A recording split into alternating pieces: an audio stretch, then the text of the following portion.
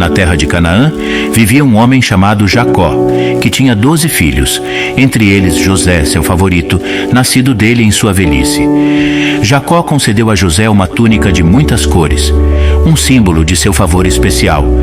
Esse favoritismo despertou ciúmes e ressentimentos entre os irmãos de José. Um dia, José teve um sonho. Viu a si mesmo e seus irmãos amarrando feixes no campo. De repente, a bainha de José ficou em pé, enquanto os feixes de seus irmãos se curvaram diante dela.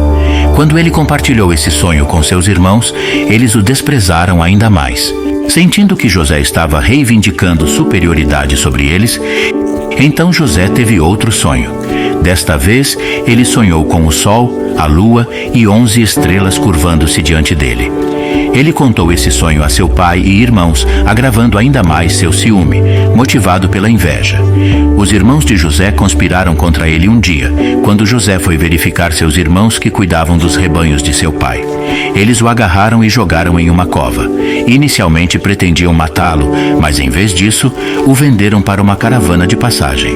Traidores ismaelitas que estavam indo para o Egito. No Egito, José foi vendido como escravo para Potifar, o capitão da guarda do faraó. Apesar das dificuldades da escravidão, José permaneceu fiel e diligente em seu serviço. Sua integridade e competência chamaram a atenção de Potifar, que eventualmente lhe confiou a administração de sua casa. No entanto, a virtuosidade de José atraiu a atenção indesejada da esposa de Potifar. Tentada pelo charme e retidão de José, tentou seduzi-lo, mas José foi leal ao seu mestre e a Deus e recusou seus avanços. Enfurecida por sua rejeição, a esposa de Potifar acusou falsamente José de agredi-la. Consequentemente, José foi injustamente jogado na prisão. Mas mesmo na prisão, José encontrou favor aos olhos do diretor da prisão. Ele interpretou sonhos para outros presos, incluindo o copeiro do faraó e o padeiro, que também foram presos. José interpretou com precisão seus sonhos ao contar a restauração do copeiro à sua posição e a execução do padeiro. José pediu ao copeiro que se lembrasse dele e de sua situação difícil. Quando ele retornou ao serviço do faraó, 2 anos se passaram e o próprio faraó teve sonhos perturbadores. 7 vacas saudáveis comidas por 7 doentes e 7 grãos saudáveis devorados por 7 murchos. Lembrando da habilidade de José, o copeiro finalmente o mencionou ao faraó. José foi levado perante o faraó e, com a sabedoria de Deus, ele interpretou os sonhos como uma predição de 7 anos de abundância seguidos de 7 anos de fome. Impressionado pela visão de José, o faraó o nomeou governador de todo o Egito, perdendo apenas para o faraó.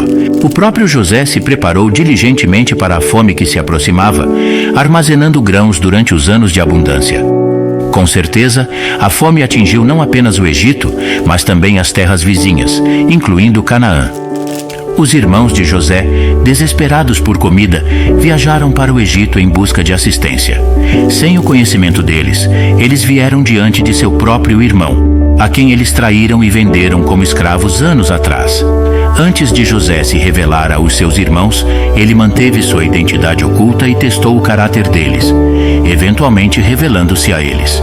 Perdoando-os por seu passado e exortando-os a trazer seu pai e toda a família para o Egito, onde seriam sustentados durante a fome, assim, a jornada de José da Cova ao palácio atingiu seu ápice quando ele se reconciliou com sua família e desempenhou um papel fundamental na salvação de seu povo durante um tempo de crise.